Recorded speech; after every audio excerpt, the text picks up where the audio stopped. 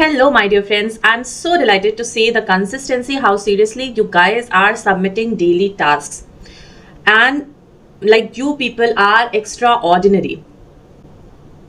So yesterday what we did, we saw how to join the tables. Now we know how to join 2, 3 or 4 tables, and in today's session we will learn how to get more insights with those tables. So we are going to understand very important concept. Here you can see I have written two things. One is this part and another is this part. So this is written group by and it is a clause, and here these are called functions and they are aggregate functions. Now they both are these aggregate function and this group by clause, they are like siblings, they are like brother sister. I mean to say, whenever we use the group by, in majority of the time, most of the time, we use aggregate function together. See, what is the purpose of group by? So group by is used to convert the rows into a single group. And what is the purpose of these functions? So let's discuss one by one. First one is sum. When there is a need to add the values of rows, okay, summation of the values of the rows, then we use the sum function. Whenever there is a need to count such rows, like how many rows are present, how many values are present in a particular group, then we will use this count function, like we are simply counting 1, 2, 3, 4 rows we are counting. Let's understand here, then we will see one example, then it will be more clear. Then average, what this average does. So if we want the values of these rows in the form of average, right? There are some values and we want simply the average value. Then we use this average function. What is the minimum? Min means minimum. So if we want to extract the minimum value from these rows, we want to highlight the minimum values, then we use min function. Max means if we want to extract the maximum value, the highest value. Now what are these parentheses? So inside this parenthesis, we have to put the name of the column on which we want to apply these functions. Okay, now let's see one example. So here you can see there is one table and this table is students table. Its name is students table. Here all details related to the students are available. Student ID, student name, class and marks. Now we want to do the grouping and we want this grouping class wise. We want to get the data class wise. So there are 3 examples you can see. Okay, let's discuss all these examples one by one and everything will be absolutely clear. So in the first example, what we are basically doing here, it's written show total students in each class. Total students in each class. Okay, so each class means if we talk about this class, class 5th. Okay, then how many students are here? So to get the how many students, we need to simply count them, right? So 1, 2, 3, we have counted them. And after counting, we have written here 3. For the class 6, how many students are here? Total students are 2, right? So how we did it? We are simply counting the rows. So for this thing, we use this count function. And in this parenthesis, it is this asterisk sign and it denotes, it means that count all rows. Okay, this is the one way. Another way is that we can write count and inside the parenthesis we can give the name of the column. So suppose we want to count these values row wise, then we can give the name of this column. Here we can write student name. Now you have to count it. So 1, 2, 3 values are here and we can write here, right? Fine.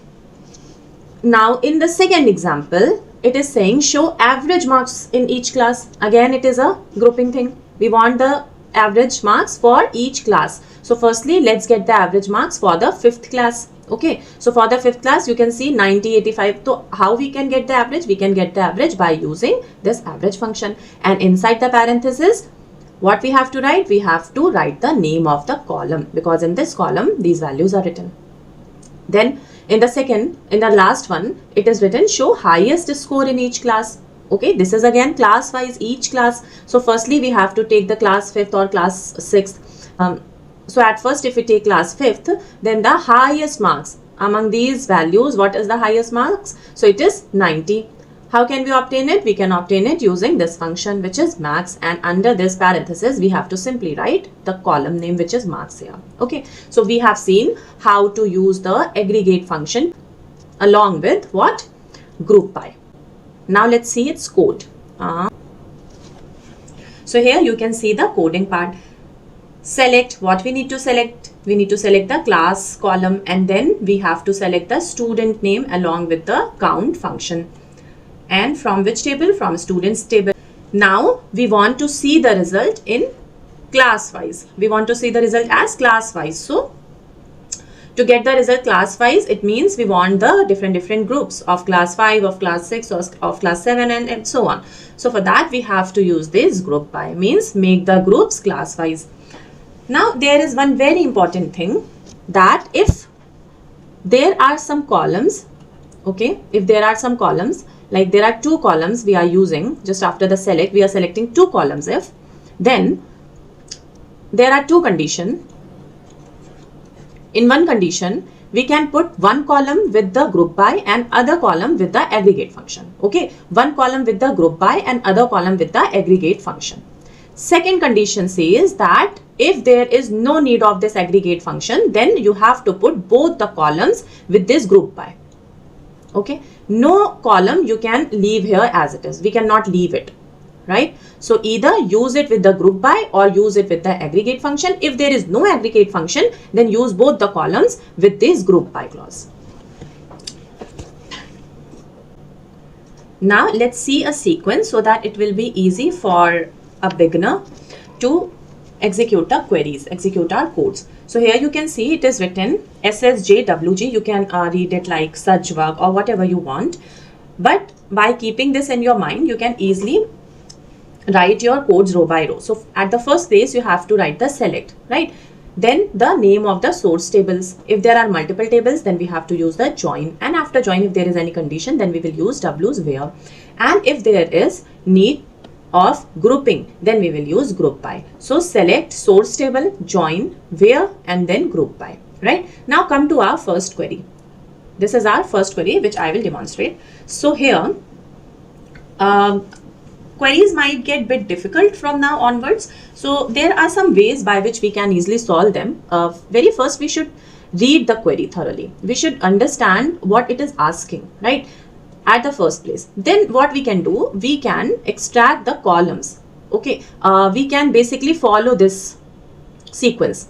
So how can we follow? We have to firstly find the columns that we need to select. Okay, so read it. Count how many orders. Here it is in a very simple language. It is written that you need to count the number of orders. And orders means, how can you count the orders? Means which column? Means order ID column. And you have to count it, so you will simply use count function, correct? Each customer has placed. Each customer, so customer means which column? Customer ID or customer name column you have to select. Okay, now each customer, it means we need to do the grouping customer wise. So for that we will use the group by also. Okay, then the source tables name we have to write. Anything else? Let's see it one more time. So in the select, what we have selected? Count, order ID and the customer name. Then we have to mention the source tables. Okay, what is the source tables of these 2 columns? Then we will use the join function because these 2 columns are available in different tables. Then where we are not going to use where because there is no need to use where. Then we will use the group by. Group by what? Group by customer name, right? Now let's write it in MySQL Workbench. So let's open our file, and then so here I have opened MySQL Workbench. Now we have to firstly instruct the SQL that we are going to use our database, which is online food delivery, and then run it. After running, you can see it's get highlighted. Okay, it means we are going to work in this database. Now let's open all the tables one by one. Fine. So these are our total 5 tables. So what was our first query? It was to count how many orders each customer has placed. Okay, count how many orders. So at the first, what we have to write? S means select. Select. What we have to select? Count, order ID. Count, order ID. But guys, remember one thing that, okay, first let me write it completely. Then after that, count order ID. Then after that, what we column? It is customer name column. So we will write customer name. Now, one thing we have to be very careful with, that these two columns, which is order ID and the customer name, they don't belong to a single table. They are from the different tables. This order ID belong to this table, orders table, and this one, its source table is what? Customers table, correct? So if there is use of two tables, then we have to mention the table also. So here we will write O dot. Instead of writing the complete table name, we can simply write it alias name, a shortcut name, nickname. So I am writing here O dot. Okay. For the customer name, we can write C dot. Now, from which table? Now we have to mention the source table. So the source table are, one is customers, and we are defining it with the C. Then we are joining this with the orders table, O. Okay. On what basis? So on where customers table, customer ID equals to orders table, customer ID. This is the base on which we are joining. Here it is written cross join. It will be inner join only. Fine. Now, we want to see the results for each customer, means customer wise. So we will write here group by. Okay. And group by what? Customer name.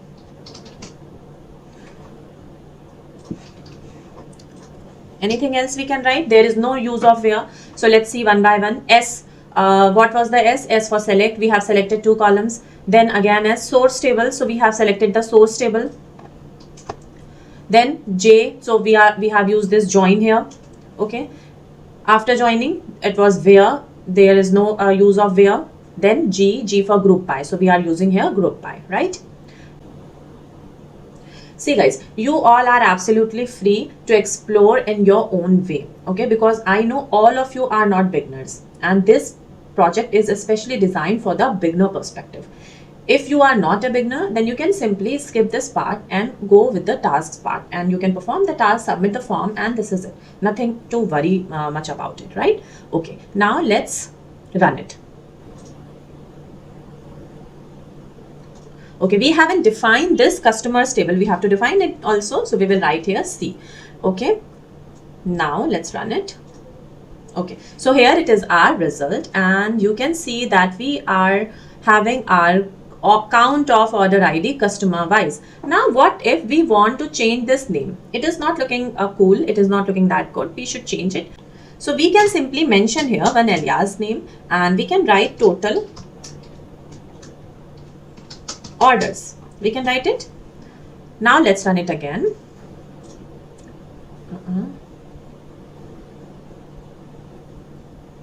Okay. Now let's run it again. And here you can see it is written total orders. Okay, instead of this count and order ID. Fine. So this is our first query, and now come to the second query. And this query says to show total revenue earned from each city. Okay, now one by one, let's move forward. So show total revenue. What we need to select? We need to select something which is called total revenue. This column is not directly given in our table. So for this thing, we need to apply one aggregate function called sum. Why? Because we need total. Okay, for that we will apply sum function here. And inside the sum function, what we have to write? We have to write the revenue. Now what is revenue? How can we calculate the revenue? So revenue is the multiplication of price and the quantity. Okay, now this price is given in which table? It is given in menus table, and quantity is given in order details table, right? Okay, now we have to give it one alias name. Okay, because it will come with this column name in the output window. Once you will get the result, then it will be more clear. So you have to wait a little bit. So here I am writing total revenue. Correct. What else we need? So we have calculated total revenue. Now earn from each city. It means we need to select the city as well. So here we will write city. And here you can see every value, every column is from different table. Okay. And this city belongs to restaurant table. So we have to write here R dot. Okay. Because we cannot leave it as it is. We have to mention the name of the table like this. And we, instead of writing the whole restaurant, we are simply writing here R. This is the alias name for the table restaurant. Okay. Now we have to mention that from where we are taking this thing, this whole data. So I am taking it from the restaurant table. So restaurant table, let's define it with the alias name, which is R. And here is a need to join it with the menu item table, because price is given in the menu item table, correct? And I'm defining this menu item table with the M, right? On what basis? So on where R dot means restaurants tables restaurant ID is equal to the menus table restaurant ID. Okay. We need to join it with the order details table as well. Why? Because the quantity is given in the order details table. Okay. And I'm giving it a nickname called OD. Okay. Fine. On what basis we are joining? So on where order details table item ID is equal to the menus table item ID. Right? Fine. Now there is a need to join with the orders table as well. And I'm defining this orders table with the O. Okay. So orders table O on what basis? On where orders table order ID is equal to the order details table order ID. Fine. Now we want the revenue from each city. It means we need to use the group by. Group by city column, R dot city. Perfect. Fine, guys. And why we have used this orders table? Because it is connecting us with the current restaurant. Okay, now let's run it. And here is our total revenue city wise. Okay. So this is it, guys, for today's session. What we have learned today, we learned how to use group by along with the aggregate functions, and it is something very important part. Now from tomorrow we will discuss some more things. So this is on the screen, you can see your tasks. I will give it to you in PDF form as well. So see you guys, take care, keep practicing, bye bye.